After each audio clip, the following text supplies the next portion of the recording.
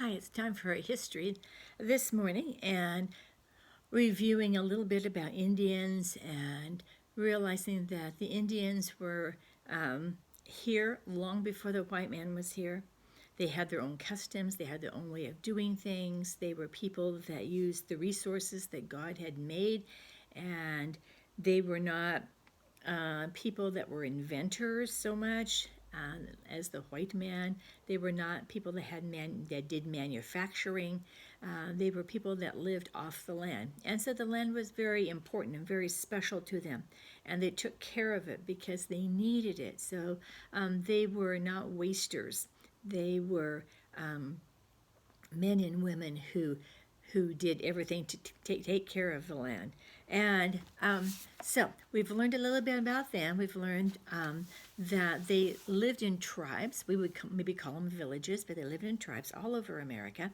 And the first tribe we're going to talk about is the Cherokee tribe. Now, you've heard this word before. When we talked about Daniel Boone, and he wanted, after the war, the French and Indian War, he came back and he married Becky Boone, Rebecca. And remember, she had the red hair, and the Indians thought it was so cool because they thought maybe it would be on fire. Anyway, she came back. He came back to Becky and married Becky Boone. And they had a large family, I think 5 kids. And anyway, but he had in his mind that he wanted to go to Kentucky. Remember, he had learned about Kentucky from John Finley when they were in the wagon and during the war. And so when he got back, he told Becky, he said, "Beck, I just want to go to Kentucky." And Becky was a sweet wife, and Becky said, "You can go." And so he packed up his brother-in-law, his gun ticklicker, and a bunch of men, and they went to Kentucky. Now, it wasn't just as easy peasy as you would think, because there was no way to get to Kentucky easily. They had to hack through forests and brush, undergrowth, and so forth. But he finally found Kentucky. And remember, he realized that the Cherokee Indians owned Kentucky. And so the Cherokee, you've heard of that name before. And remember, the white men bought the state, what we call the state of Kentucky. They bought Kentucky from the Cherokee Indians. They were one of the largest tribes in the Southeast. Now, the Southeast is where Georgia, Alabama, South Carolina, Tennessee, maybe even Florida, Mississippi, right in there. That is the Southeast. So these were one of the biggest tribes, and they were a peaceful people. They were not warring people.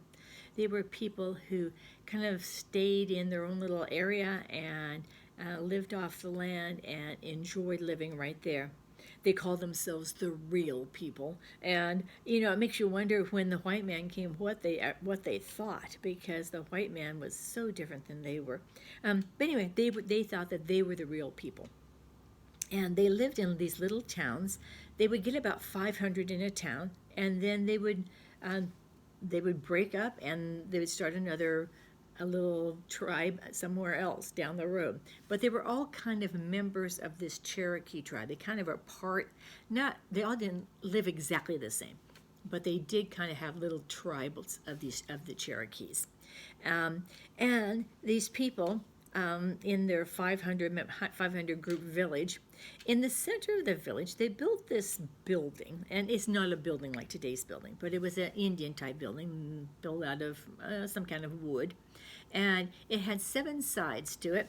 And it was their temple, their worship place. Now remember, these people did not know about the one true God until the white man came. And so they made up some things, but they felt that there must be something. They just didn't know what, but they felt that there must be a great spirit somewhere. So they built a temple, and every little Cherokee village, Cherokee tribe, had a temple in the center of the village. These people had lots and lots of food to eat. Many Indians nearly starved to death because they didn't spend time growing gardens. Many of them moved from place to place, and so. But this is one of the tribes that did not move. They stayed where they were. All of their little Indian lives, And so they grew the gardens while they were there. They had lots to eat because they had gardens, but there were many things in the forest. There were fruits and there were nuts and there were lots and lots of animals. So they were very good about finding things to eat and to take care of themselves. The Cherokee men were big about hunting and fishing. All the Indian men were good about that, and they were the tribe that had some interesting weapons. And yeah, I think most Indians had some kind of a knife. Now this was not today's knife. It was a bone knife, a knife made out of a bone. It wasn't a knife made out of steel or metal of any kind, but it was made out of a bone of an animal, and they would rub it on a rock until it got sharp, and they would use that. I think all Indians had a bow, and then they would make an arrow to shoot from the bow. But these Indians had a thing called a blowgun. And what it was a piece of hollow tubing. It was a piece of reed that grew down by the river, but it was hollow, like a straw is hollow. And they would put a poison dart in there. They would get a dart, and they would sometimes put poison on it. Where they got that, I'm not exactly sure. I suppose there maybe something growing out there in the forest that might be a poison kind of thing. But they would poison on it, or they would just make a dart, and they'd put it in this blowgun, and then they'd put it up to their lips, and they'd spit that dart out, and they could kill a small animal, small bird, rabbit kind of, or that kind of thing. So that was one of the weapons that they had. And then another was they did this thing called a fish trap, and it was made out of a weaving of weeds in and out, in and out, in and out, out and in, out and in. Okay, so they had kind of a little basket, and when the little creek would flow and go down maybe a little bank, like a little waterfall, a little small waterfall, they would put the basket at the bottom of the waterfall, and as the fish would be swimming, and they would fall down this little waterfall, and they would fall into the basket, but they couldn't get out of the basket. The basket was just deep enough in the water that once the fish got in, they couldn't get out. And so that was called a fish trap. So those were two of their interesting weapons against nature. And sometimes they also had made a net that they could fish with, made out of those same reeds where they threw the net out and try to catch a fish, or they would have a spear and put a spear with a sharp rock at the edge of a stick, and be able to throw that. So these Indians were very good, very clever about catching animals and surviving. Because these Indians did not move, they were good farmers, and they knew a lot about the soil, and of course it was important to them, not like us necessarily. I mean, if your garden fails because you didn't water, you didn't weed it, or it just fails because of the weather was so bad, you're still going to survive. But these Indians, it wasn't so, and so they were sure that their garden was produced, okay, the best that they could be, with the best abilities that they had. And it was the women that planted. It wasn't that was not men's work. They planted things that you might have heard about, corn and beans and squash, those kinds of things. They planted some sunflowers and ate those seeds. They gathered and they took care of it, and they were so sure not to let anything eat them, like birds or wild animals that would come in and eat your garden. Maybe you have a garden, and sometimes birds come in and eat stuff. So aggravating. But anyway, they were sure to not let anything touch their garden. And the women and the children, they gathered wild things. They had persimmons, they had hickory nuts, they had grapes, wild grapes and berries and things like that. So these were people that had used the natural resources to their advantage. And like I said, they did not kill things that they weren't going to use. They didn't kill an animal just because they needed a new knife or because they needed some part. They killed only when they absolutely had to have the food. And then they used those animal skins. They used all of the animal, but they used the animal hide to make their clothes. And so they wore deerskin clothes. Now, I don't know if you've ever been in the South or not, especially the Southeast, but if you've ever been there, it is hot. It's not just a little hot, like Spokane gets a little hot in the summertime. This is steaming hot, and it's a wet climate because of moisture. And I went to school in South Carolina, and let me tell you, I couldn't believe it.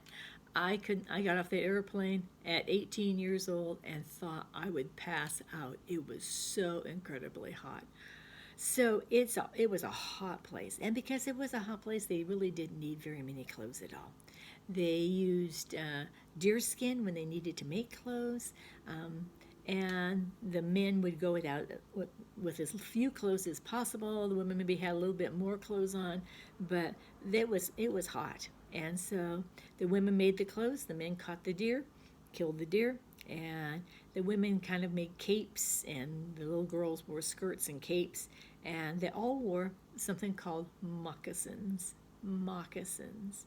And those were Indian shoes. And today you probably can still find moccasins out there. I think if you go to, let me see, where was I? Hobby Lobby. They have a pair of moccasins that you can make. That'd be kind of fun. They have all the pieces cut out, so it makes it easy for you to make. But you just have to sew them together. And it's kind of a neat thing.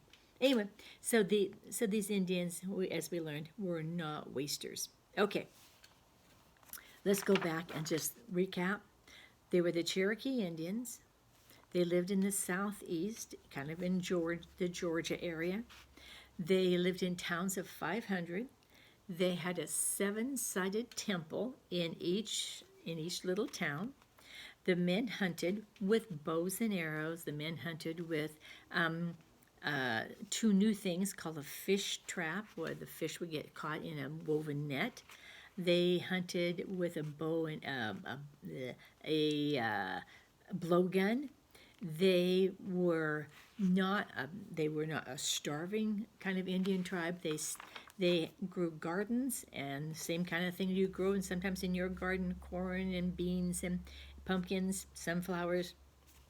They grew those in their gardens. They gathered things in the forest, nuts and fruits, and any kind of berries, any kinds of mushrooms, that kind of thing that you could eat.